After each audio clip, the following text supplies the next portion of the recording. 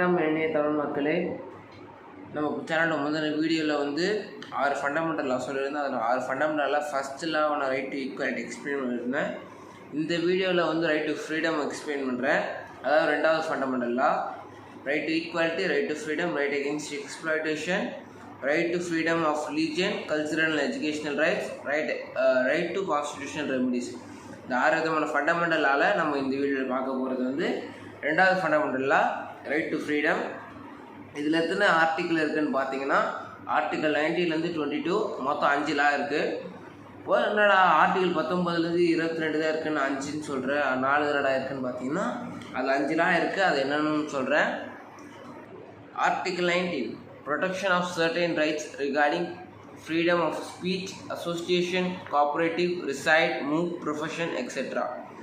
அதாவது பார்த்தீங்கன்னா ஆர்டிக்கிள் 19 என்ன ஸ்டேட் பண்ணுதுன்னா, நீங்கள் வந்து உங்களுக்கு சொந்தமாக நீங்களே வந்து ஒரு குரூப் ஸ்டார்ட் பண்ணுறதோ, ஒரு அசோசியேஷன் பண்ணுறதோ, இல்லாட்டி வந்து ஸ்பீச் பேசுகிறதோ, அதெல்லாமே உங்களுக்கு கொடுக்கப்பட்ட ரைட். நீங்கள் அதை வந்து அது உங்கள் ஃப்ரீடம், நீங்கள் வந்து அதை என்ஜாய் பண்ணலாம். அதாவது இப்போ வந்து நீங்கள் மீடியா பேசுகிற அது உங்கள் ஃப்ரீடம், நீங்கள் பேசலாம். அது வந்து யாரும் வந்து அவாய்ட் பண்ண முடியாது. உங்கள் ஃப்ரெண்ட்ஸோட சேர்ந்து அசோசியேஷன் க்ரியேட் பண்ணுறதோ, அந்த மாதிரி குரூப் க்ரியேட் பண்ணுறதோ, அதுக்கு வந்து உங்களுக்கு ஃப்ரீடம் இருக்குன்றது தான் வந்து ஆர்டிகல் 19 ஸ்டேட் பண்ணுது. Article 20, protection in respect of conviction for offence. Article 20, protection in respect of conviction for offence. அதாவது இதை நான் எக்ஸாம்பிளாக சொல்கிறேன்.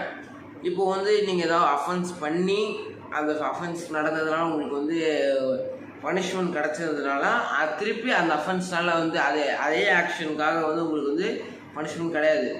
இப்போ நான் தப்பு பண்ணிவிட்டேன், அந்த தப்புக்காக நான் பனிஷ்மெண்ட் வாங்கிட்டேன்னா திருப்பி அதே தப்பு காட்டி வந்து இன்னொரு தடவை வந்து நம்ம வந்து பனிஷ்மெண்ட் வாங்க தேவையில்லை.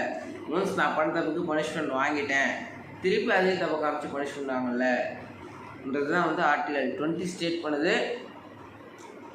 அது மட்டும் இல்லாமல் அதை இன்வெஸ்டிகேஷன் உங்கள் மேலே க்ரைம் இல்லைன்ட்டு வந்து அஃபென்ஸ் இல்லைன்னு இன்வெஸ்டிகேஷன் போயிட்டுருக்கும் போது நடுவில் வந்து உங்களுக்கு வந்து எந்த விதமான பனிஷ்மெண்ட்ஸ் கொடுக்கக்கூடாதுன்றது தான் வந்து ஆர்டிகல் 20 ஸ்டேட் பண்ணுது. Article 21, protection of life and personal liberty. அதாவது ஒவ்வொரு பர்சனுக்குமே வந்து பர்சனல் லைஃப், ஒரு பர்சனல் லிபர்ட்டி, பர்சனல் கட்டசின்னு ஒன்று இருக்கும். ஸோ அது வந்து வேறு எந்த மக்களாலேயும் வேறு எந்த பீப்புளாலேயும் வந்து டிஸ்டர்ப் ஆகாமல் இருக்கிறதுக்காக, உங்கள் லைஃப்பை நீங்கள் வந்து உங்கள் பர்சனலாக நீங்கள் வந்து எந்த டிஸ்டர்பன்ஸ் இல்லாமல் இருக்கிறதுக்காக ஆர்டிகல் 21 இருக்குது. Protection of life and personal liberty. உங்கள் பர்சனல் லைஃப்க்கும் உங்கள் பர்சனல் லிபர்ட்டிக்கும் ஒரு ப்ரொடெக்ஷனாக இருக்கிறது தான் வந்து ஒரு article 21. Article 22, protection against arrest and detention. அதாவது ஆர்டிகல் 22 என்ன சொல்லுதுன்னா, ப்ரொடெக்ஷன் அகெயின்ஸ்ட் அரெஸ்ட் அண்ட் டிடென்ஷன்னா, இப்போ நீங்கள் ஏதாவது விஷயத்தில் அரெஸ்ட் பண்ணப்படுறீங்கன்னா, நீங்கள் எதுக்காக அரெஸ்ட் பண்ணுறாங்க, உங்களை எந்த அடிப்படையில் உங்களை அரெஸ்ட் பண்ணுறாங்க, எதுக்காக அரெஸ்ட் பண்ணுறாங்க. ஸோ அந்த இதெல்லாம் தெரிஞ்சுக்கிட்டு அது தெரிஞ்சால் மட்டும்தான் உங்களை அரெஸ்ட் பண்ணணும்.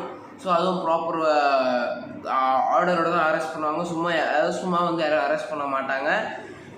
ஆர்டிகல் 22, உங்களை யாராவது அரெஸ்ட் பண்ணாங்கன்னா நீங்கள் வந்து என்ன எதுக்காக அரெஸ்ட் பண்ணுறீங்க, எதுக்காக ரீசன் என்ன, காரணம் என்ன, நீங்கள் எல்லாமே தெரிஞ்சுக்கலாம். ஆர்டிகல் 22 இதுதான் ஆர்டிகல் 19லேருந்து ஆர்டிகல் 22 வரையும் இருக்குது ரைட் டு ஃப்ரீடமில்.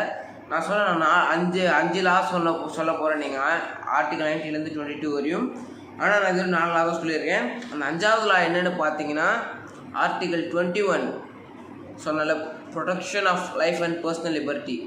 ஆர்டிகல் 21A ஒரு தனியாக ஒரு லா இருக்குது. அதாவது என்ன பார்த்தீங்கன்னா, ரைட் டு எஜுகேஷன்.